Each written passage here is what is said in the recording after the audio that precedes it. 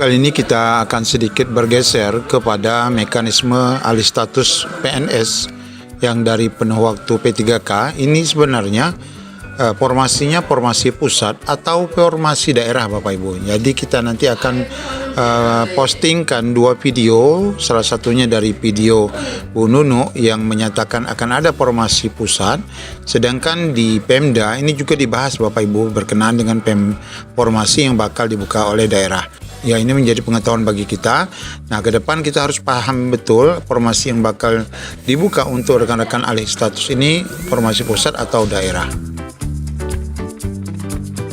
Harapan besar bagi kami di guru P3K bahwasanya ini adalah sepertinya loloslah ini semuanya begitu kan, tetapi apakah seperti itu mekanismenya atau seperti apa? Tapi masih menjadi pertanyaan saya, apakah sudah cukup menjawab dari keluhan-keluhan rekan-rekan P3K selama ini, Pak, mengenai wacana ini?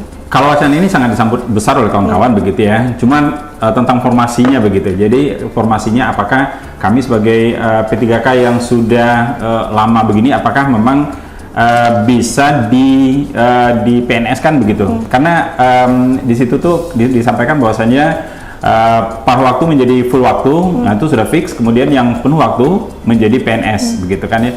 Itu yang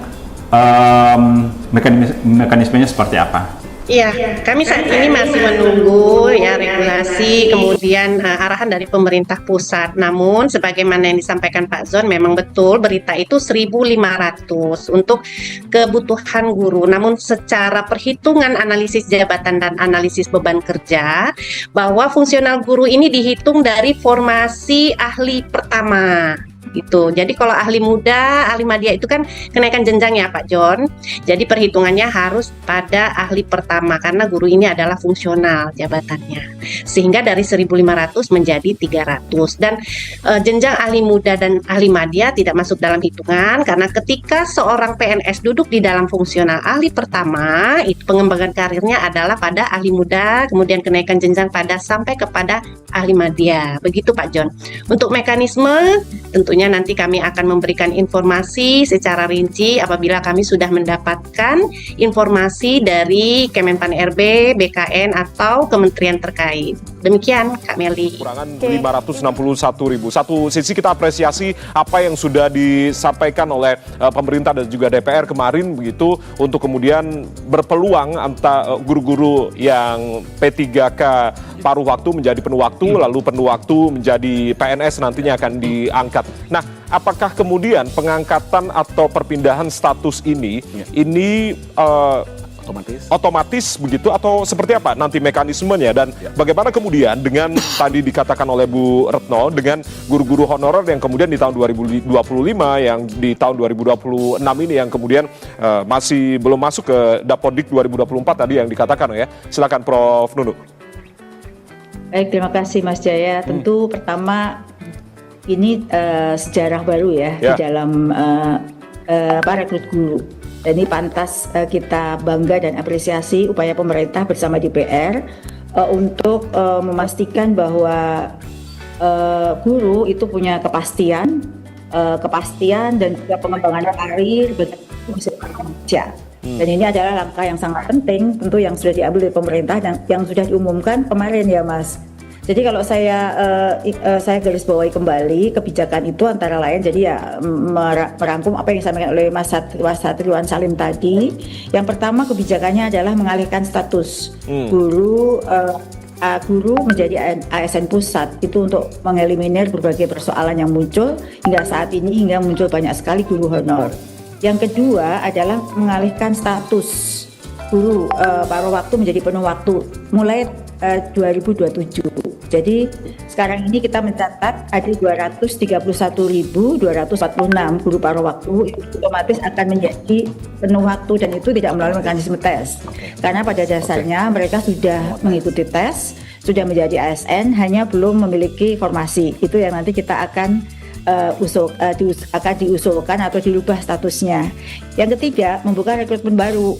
Yang mana sekarang ini saya luruskan angkanya terlebih dahulu. Kalau tadi Mas Satriwan Salim menyebut angka 561.000 itu adalah angka pertama waktu kita sampaikan dalam rapat antar menteri.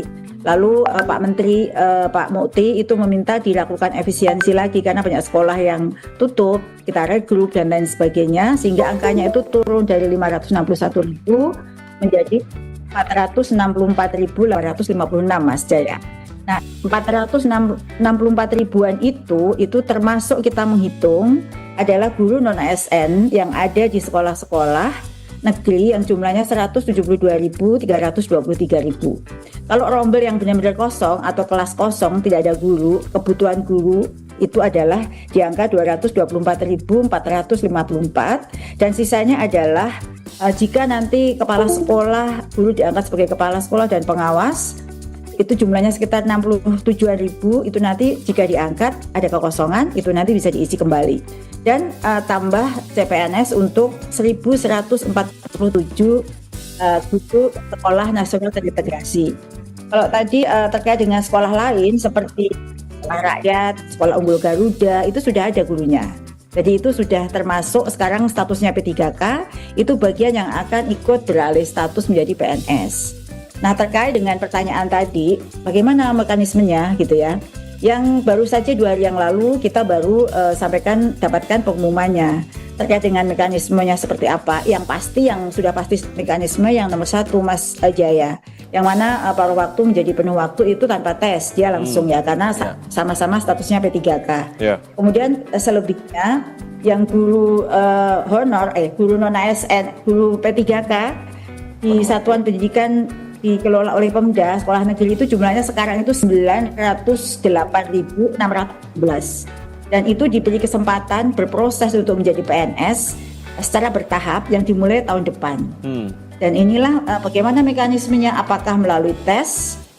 Kalau melalui tes itu pasti, itu melalui tes. Tapi bagaimana mekanisme tesnya, bagaimana dengan berbagai kriteria, itu nanti akan dibicarakan kembali. Karena yang menentukan kriteria tes, syarat-syarat itu adalah Kemenpan RB. Tapi yang tentu paling kita syukuri adalah sudah ada kabar baik ini, gitu Mas. Lamanya mengabdi, ya kan. Yang kedua adalah mempertimbangkan variabel sertifikat pendidik, ya kan, sertifikat profesi tadi. Jadi saya pikir ini bisa menjadi masukan untuk Prof Nono, disampaikan nanti mohon ke Kemenpan RB atau ke Komisi 2 dan pemerintahan kementerian terkait. Saya pikir ini baru akan luar biasa juga.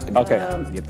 Untuk bisa mengikuti menjadi CPNS itu ada mekanisme, ada aturan yang ditetapkan.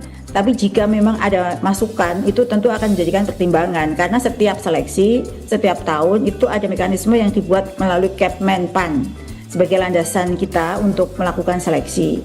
Tapi intinya adalah kami sangat senang ada kebijakan ini sehingga sekarang jikapun mereka belum berkesempatan menjadi PNS karena berproses, saat ini kita pastikan mereka itu mendapatkan kesejahteraan dan status yang jelas melalui P3K terlebih dahulu. Kita tuh proses untuk menjadi P3K hingga 1.100.000 itu perjuangannya cukup berat. Dan ini tentu wajib kita syukuri terlebih dahulu. Namun kita tidak menutup kemungkinan bahwa kepastian status menjadi ASN pusat, menjadi PNS itu terus diusahakan oleh pemerintah.